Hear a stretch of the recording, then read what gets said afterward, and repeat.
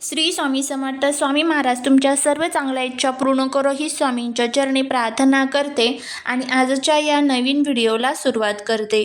रथसप्तमी हा सण सूर्यदेवाच्या उपासनेसाठी अत्यंत महत्त्वाचा मानला जातो. या दिवशी सूर्यदेव 7 घोड्यांच्या रथावर आरूढ होऊन प्रकट झाले होते, म्हणून याला सूर्यजयंती असेही म्हणतात. यावर्षी रथसप्तमी उद्या म्हणजेच 25 जानेवारी वार रविवार या दिवशी साजरी केली जाणार आहे. रविवारी रथसप्तमी येणे हे अत्यंत शुभ आणि फलदायी मानले जाते, कारण रविवार हा सूर्यदेवाचाच वार आहे असं म्हणतात. त्यामुळे रथसप्तमी ही 2026 मध्ये 24 जानेवारी 2026 म्हणजे शनिवार मध्यरात्री 12:39 सुरू झालेली आहे आणि सप्तमी तिथीची समाप्ती ही 25 जानेवारी 2026 रविवार रात्री 11:10 संपणार आहे. त्यामुळे उदया तिथीनुसार 25 जानेवारी रोजीच रथसप्तमी ही साजरी केली जाणार आहे. या दिवशी स्नानाचा शुभ मुहूर्त हा पहाटे 5:27 पासून ते सकाळी 7:10 पर्यंत असणार आहे. त्याचबरोबर सूर्योदय वेळ ही सकाळी साधारण 7:13 ला असणार आहे. रथसप्तमीचे महत्त्व जर आपण बघायचे असेल तर धार्मिक मान्यतेनुसार याच दिवशी भगवान सूर्यनारायणाने संपूर्ण जगाला आपला प्रकाश दिला, म्हणून हा त्यांचा जन्मदिवस मानला जातो. या दिवसाला आरोग्य सप्तमी असेही म्हणतात. असे मानले जाते की या दिवशी सूर्यदेवाची उपासना केल्याने शारीरिक व्याधी दूर होतात आणि उत्तम आरोग्य लाभते. महाराष्ट्रात मकर संक्रांतीला सुरू झालेले हळदी कुंकवाचे कार्यक्रम रथसप्तमीच्या दिवशी संपतात. हा दिवस हिवाळा संपून उन्हाळ्याच्या आगमनाचे आणि उतरण्याचे प्रतीक मानले जाते. जेव्हा रथसप्तमी रविवारी येते तेव्हा तिला भानुसप्तमी असेही म्हटले जाते, कारण ज्योतिषशास्त्रात सूर्याला ग्रहांचा राजा मानले जाते आणि रविवार हा त्याचा स्वतःचा वार आहे. त्यामुळे या दिवशी केलेली सूर्योपासना, आदित्य हृदय स्तोत्राचे पठण आणि धनधर्म केल्याने 1000 पटीने जास्त पुण्य मिळते अशी भाविकांची श्रद्धा आहे.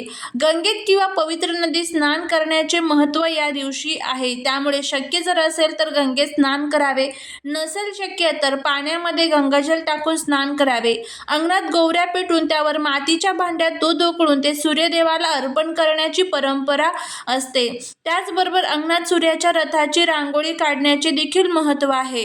तर आजच्या या व्हिडिओमध्ये आपण रथसप्तमी संदर्भात संपूर्ण माहिती जाणून घेणार आहोत. त्याचबरोबर या दिवशी आपल्याला एक अतिशय प्रभावी असा उपाय करायचा आहे. आपल्याला उंबरठ्यावरती ही एक वस्तू ठेवायची आहे. जर आपण ही वस्तू उंबरठ्यावरती ठेवली तर आयुष्यभर दुःख आणि दारिद्र्य संपेल, कुटुंबाची, मुलांची, पतीची प्रगती होईल, अखंड लक्ष्मी नांदेल, इच्छा सर्व पूर्ण होतील असा हा प्रभावी उपाय करायचा आहे.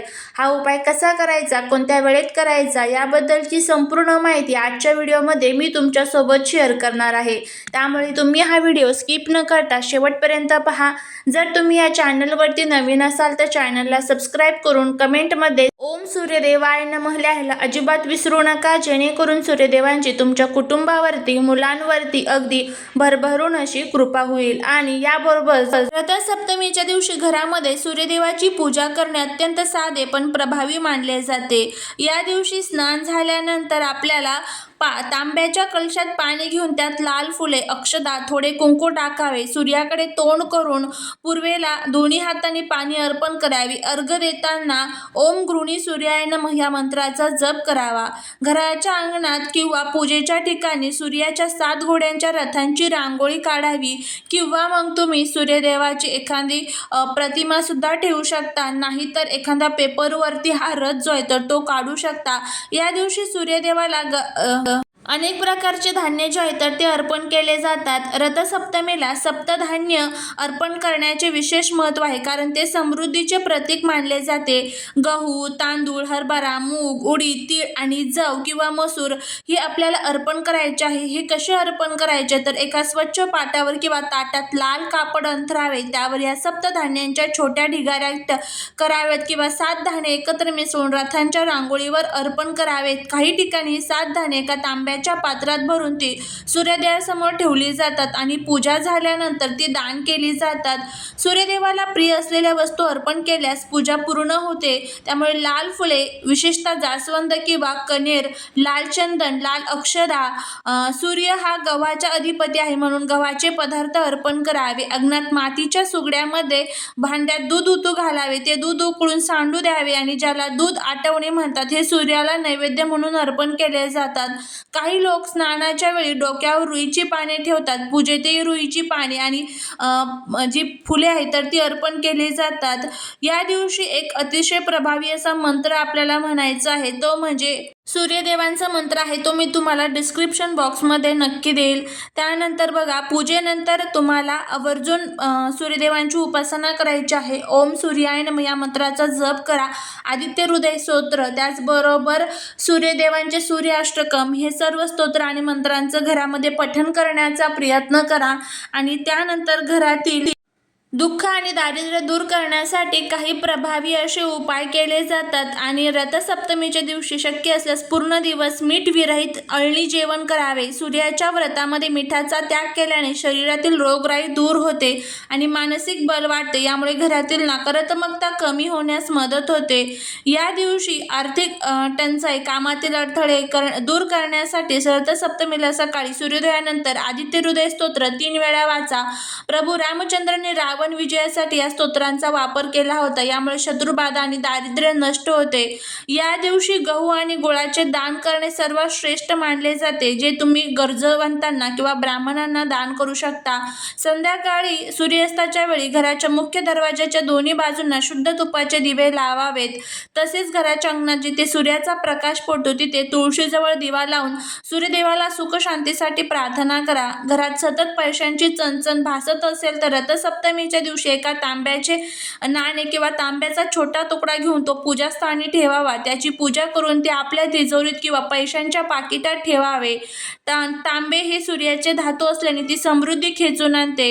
असे मानले जाते की रथसप्तमीला डोक्यावर किंवा खांद्यावर 7 रुईची पाने ठेवून स्नान केल्याने 7 जन्माची पापे धुवून निघतात आणि दुर्दैवाचा नाश होतो. पाने ठेवताना नमोस्तो सूर्यदेवाय असा जप करावा. ह्या सर्व गोष्टी आपल्याला रथसप्तमीच्या दिवशी करायच्या आहे. आता त्यानंतर हा उपाय कसा करायचा ते आपण बघूया. बघा, सूर्यदेव हे जे आहे तर ते प्रकाशाचे आणि ऊर्जेचे प्रतीक आहे आणि या दिवशी घराच्या मुख्य उंबरठ्यावरती हा उपाय केल्याने नकारात्मक ऊर्जा नष्ट होते आणि देवी लक्ष्मी कायमस्वरूपी वास करते असं देखील म्हणण्यात येतं. या दिवशी सर्वात प्रथम आपला जो मुख्य उंबरठा आहे ना, त्याची व्यवस्थितपणे स्वच्छता करून घ्यायची आहे. तिथे तुम्हाला धूळ, मिट्टी, माती राहणार नाही याची काळजी घ्यायची आहे. पाण्याने व्यवस्थित उंबरठा स्वच्छ पुसून घ्यायचा आहे. त्यानंतर या दिवशी उंबरठ्यावरती हळदीचे लेपन करायचे आहे. हळदीचे लेपन केल्यामुळे घरातील जे वातावरण आहे तर ते शुद्ध राहते. आणि त्यानंतर आपल्याला थोडेशा अक्षदा म्हणजेच तांदूळ घ्यायचे आहे. या तुम्हाला लाल करून घ्यायच्या आहे. आता उपाय करण्याची पद्धत काय आहे तर सकाळी स्नानानंतर मुख्य दरवाजा उंबरठा पाण्याने स्वच्छ पुसून झाल्यानंतर हळदीचे लेपन करून घेतल्यानंतर हाताने किंवा कापसाने हे लेपन करून घ्यायचं आहे. त्या हळद ही विष्णूंना प्रिय आणि नकारात्मकता यामुळे दूर राहते. उंबरठ्याच्या मध्यभागी किंवा दोन्ही बाजूंना कुंकवाने स्वास्तिक काढायचं आहे. स्वास्तिक हे शुभतेचे प्रतीक आहे. त्या स्वास्तिकवर किंवा हळदीच्या लेपनावर थोड्या लाल अक्षदा कुंकवाने लावलेल्या म्हणजेच तांदूळ जे असतात तर ते तुम्हाला ठेवायचे आहे. आणि त्या अक्षदांवरती तुम्हाला गाईच्या तुपाचा दिवा जो आहे तर तो ठेवायचा आहे. दोन्ही साईडला थोड्याशा अक्षदा ठेवायच्या आणि त्यावरती तुम्हाला गाईच्या तुपाचा दिवा जो आहे तर तो तिथे प्रज्वलित करून ठेवायचा आहे. दोन्ही दिव्याला हळदी कुंकू अक्षदा परत व्हायचा, फुल व्हायचं. सूर्यदेवांना तुम्हाला प्रार्थना करायची आहे. हळद ही नैसर्गिक जंतू नाशक आहे आणि गुरुग्रहाशी संबंधित आहे आणि मुख्य प्रवेशद्वार हे लक्ष्मीच्या आगमनाचे स्थान मानले जाते. त्याचबरोबर रथसप्तमीला सूर्याची ऊर्जा प्रखर असते. उंबरठ्यावर हळद आणि अक्षदा ठेवल्याने घरामध्ये सकारात्मक स्पंदने आकर्षित होतात, ज्यामुळे घरातील कलह संपतात आणि सुख समृद्धी येते. हा उपाय करताना मनात ओम गृहिणी सूर्याय नमः किंवा ओम महालक्ष्मी नमः या मंत्राचा जप करत राहायचा आहे. दिवा शांत झाला की दिवा उचलून घ्यायचा. अक्षदा जे आहेत तर त्या पक्ष्यांना खाऊ घालायच्या. अशा पद्धतीने हा उपाय करायचा आहे. करून बघा, फायदा होईल. श्री स्वामी समर्थ.